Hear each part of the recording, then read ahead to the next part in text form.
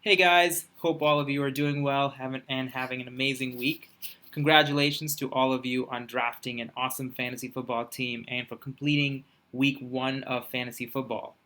By now, you all have the gist down on how fantasy football works, but I wanted to make this video to give you some additional information related to improving your football team. The players you currently have on your team certainly are not going to be the ones you end the season with due to multiple reasons, injuries, or players who are underperforming. So, in order to be able to field a solid team, you're going to have to make improvements to your team during the season. And there are two ways you can do that. The first way is free agency, and the second way is via trades. Um, Free agency is you can access free agency by clicking the players tab on the football app. There you'll find all the players that are available for you to add to your roster. The only catch is that if your team is full, you have to drop one player before you can add someone from free agency. So, and the app will prompt you to do that, so it's pretty easy. The other thing I wanted to mention about the free agency process is the waiver wire process. So free agency is technically available to you to freely add any player on Wednesday, Thursday, Friday, Saturday, Sunday, up to game time on Sunday, and same thing for Thursday night football, up to game time on Thursday night football for players that are playing in that particular game. However, there is one caveat to the process. So, like Tuesday, right? So, like right after Monday Night Football ends, you can add players to your team for the upcoming week. But the only thing is that if you decide that you want to add players, you have to go through the waiver wire process. So, if you were to go today and decide I want to add players, you're going to see the word claim and it's highlighted in yellow. And what you can do is like, I want to add so and so because they had a good week and my player is injured on my team. So you can click that and you can say claim. And what's going to happen is you will do the same exact thing like you would do on a free agency process. You will add the claimed player and you will drop a player from your team. But the only thing is that if you claim that player, you have to wait till tomorrow for that player to be added onto your roster because that player gets so the rest of the team, rest of the league gets the opportunity to claim that same player. So, for example, if I have an injury on my team and I see this running back who had an awesome week and put up 30 plus points, and I decide I want him on my team, I can go and click and claim. But what that means is if I click on claim, the rest of the league also may see that and be like, oh, I also want that player. So they can also click claim, and who gets the player, whose team that player goes to, is dependent on ranked order. It is not a first come first serve like whoever clicks claim first gets it. Nope, it works on a ranked order, and that ranked order is based on what position you were during the draft. So, for example, Miss Jill picked last in the draft this year, and Miss Kim picked first.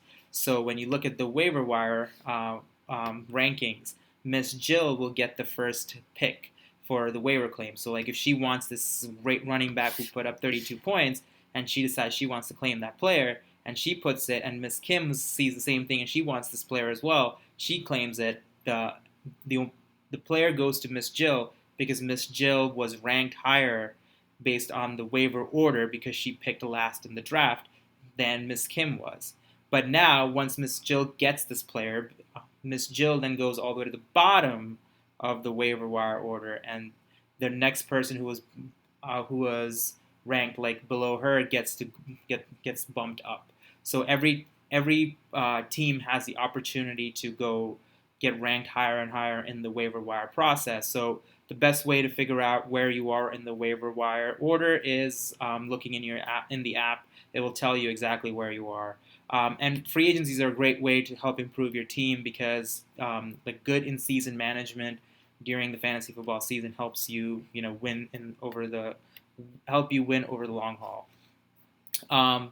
So that's how the waiver wire process works. Is you can put a claim in, but it's no guarantee that player is going to be added onto your roster unless you are either ranked higher than the person before or you're hopeful that the other teams passed on that player. The other way to improve your team is via trades.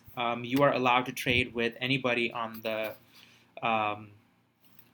with anyone within the league. The only thing that I request is that if you decide to make trades, please make sure that the trades are sort of fair. Bay Cliff League, our BC League historically has never done trades, but I think this is going to be one of those years where we're going to see a lot of trades. So when a trade happens, you'll receive an email.